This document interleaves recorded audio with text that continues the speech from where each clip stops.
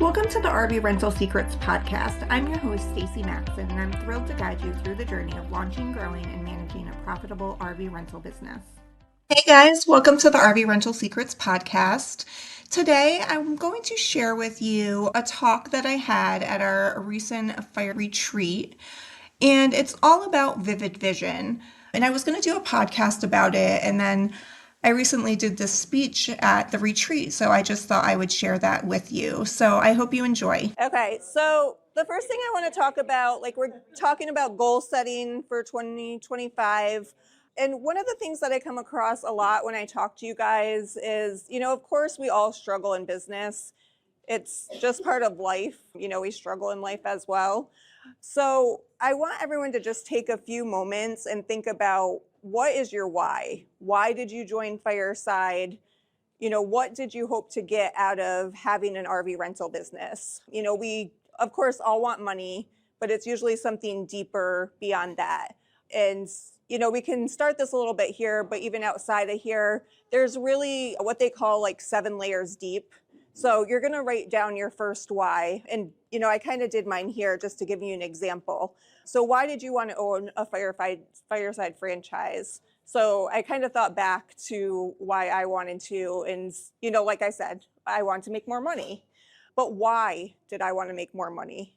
And at that point, I was a stay-at-home mom, and I wanted to contribute to the finances. And then going to the third layer, why did I find that important? Why did I feel like I needed to contribute to the finance? And at that point, we wanted to get out of debt, so making additional money would help with that. And why did I feel like I wanted to get out of debt? So, you're just going deeper and deeper. And that's even when you're talking to your owners, she's saying her first fear, but it's always deeper than that. And you really have to start writing that down on paper to get to that point. So at that point, layer 4, I wanted less tension in the household, have money to do the things that we wanted to do, and didn't want to be in jobs that we didn't want. I was working part-time jobs that I was just working to bring in money. Garth was in a job for 17 years that, brought in good money, but it didn't bring him joy. He wasn't passionate about it. It was just the 9 to 5, and it wasn't bringing anything to us as a family. It was really taking away, especially with his time from the family. So after that, why did I want that? So that we could spend more time with our kids, so we could travel more and show them things that we never got to experience. And I'm sure if you guys know my story, you see me on Facebook, we're living that now. And, it's an amazing feeling and experience that we're getting to do that. And that's, to go even deeper, getting to work together and live together, putting our family first. And that's really what we're trying to do now. Our dream is still to own a campground, where we live together, work together. And, putting this down on paper, it's just really seeing why we're doing what we're doing and what we want to accomplish with our lives. So I really think, you guys should all take the time to do that, to see why you started this. And on those tough days when, you have those complaints and you feel like nothing's working out, which you will have those days, think and look back on your why. If you have it written down, it's even better because you can read through it and it'll give you that focus of, this is why I'm doing what I'm doing. And, through these hard days, we will get there, and we want to live this life. So yeah, that's the first thing I wanted to cover, with just knowing your why to help you get through those times. And I encourage everyone to kind of journal through that at a later point. And then using that to then create your vivid vision. So last year at the retreat, we did vision boards, and we each did a little workshop and cut out photos and put it on. But I wanted to change it up a little bit this year. So in my women's mastermind that I'm in, they encouraged us to read the book Vivid Vision. And it gives you 5 different topics that we really dig into. And basically you're going to create your vivid vision, write it out, and look at it every day to keep you going. And it's based on a 3-year plan. So this is the book, Vivid Vision by Cameron Herold. And he's written a lot of books. He has a podcast. I've found his work to be really good. But the vivid vision is, like I said, a detailed description of what your ideal life will look like in the next 3 years. So you're putting that time frame on it. So you're really looking ahead to see what your life's going to look like. And it's going to focus on your aspirations, goals, and your dreams in vivid detail. So you want to make sure that you have specifics in there. So you're not going to just be like, oh, I'm going to own a campground in 3 years. You really want to think about how you want to feel there, what it's going to look like, and put like all of those details in it. So, in 3 years, I'm going to be in a campground in upstate New York, living with my family on a 20-acre property. Like, you really want to give the details so that you can envision it. So it's going to provide you clarity and focus, acts as a daily motivator and guide. That's still something I'm working on. I do have my vivid vision written out. And at one point, I was really good about my daily routine where I'd get up in the morning, read my vivid vision, do some reading and exercise. And I had that routine. But, life happens and you don't always stay in the routine. So that's something I'm getting better at. But if you have it in a place where you can always, refer back to it, that's really helpful. So like I said, think deeply about all the areas in your life. Describe what your ideal life is like as if it already exists. So you want to write it. You don't say, I want it to be, it's I am. Like, I'm already doing this stuff when you're writing your vision. What does your house look like? How do you spend your days? Who are you with? How do you feel? Like, those are all things you want to think about and write in depth.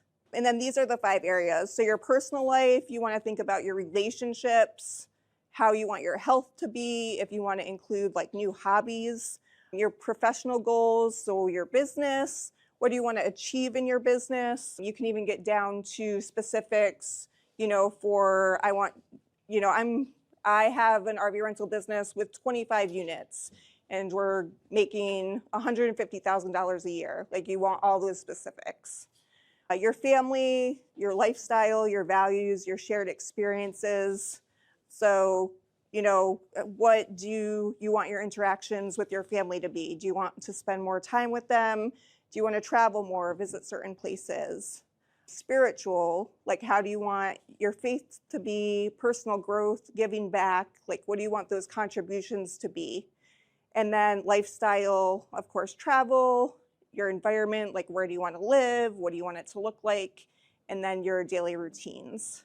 So just, you can list them all out, but when I talk more about goals, like, you really just want to focus on like 1 to 3 things that you're going to focus on. This is an example from the women's workshop. Is it really tiny up there? But just to give you an example, like, they talk about all areas of their life, and I'll just let you guys read through it.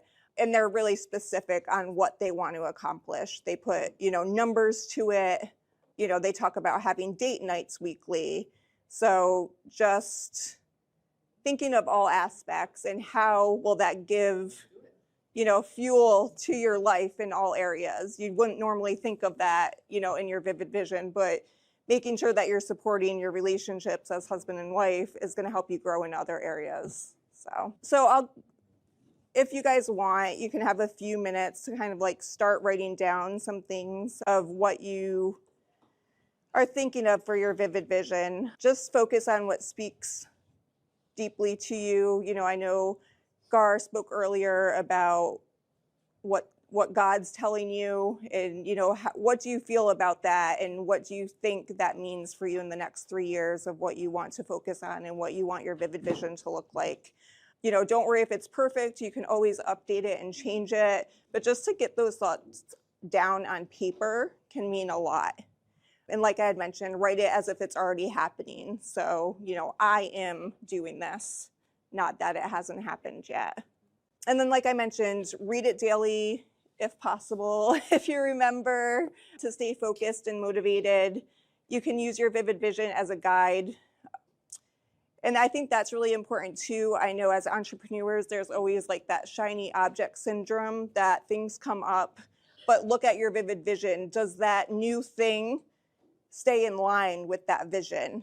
And that kind of helps you make a decision whether you should say yes or no to something. So I feel like that's really important because I know, a million things can come up, and Garth will attest to it. I'm like, what if we can do this? What if we do this? But it's like, can be something completely off topic or focus. Like, just because you can do something doesn't mean you should. So you want to make sure it's aligning with that vision. Yeah, we can both relate to that, right, Gar? And then adjust and refine. Your goals are going to change, your passions are going to change, and that's okay. If you look at something and are like, okay, you know what, this really doesn't matter to me anymore. It's okay to let it go and change your vision. One of the mentors I listened to use it as an example, which it's not me at all, but like she's like a 7-figure business owner, and when she was doing her vision, it was like she wanted a pair of like Louis Vuittons, and that was like part of her vision. And then she was like as I was working, I realized I'm in flats all the time. Like, I don't like wearing heels. Like, why is that even on there? So like put stuff that matters to you, not to other people. Like, oh, I need a Lamborghini or whatever because other people have it, or you think that's the status symbol that you need. That doesn't have to be a part of your vision if it's not what you really want. So make sure, you're thinking of what you want, not what you think you should have or what other people want you to have. Thank you so much for listening. I hope this podcast inspired you this week, and I would love to hear your vivid vision or your why if you'd like to share that with me. See you again next week on the RV Rental Secrets podcast.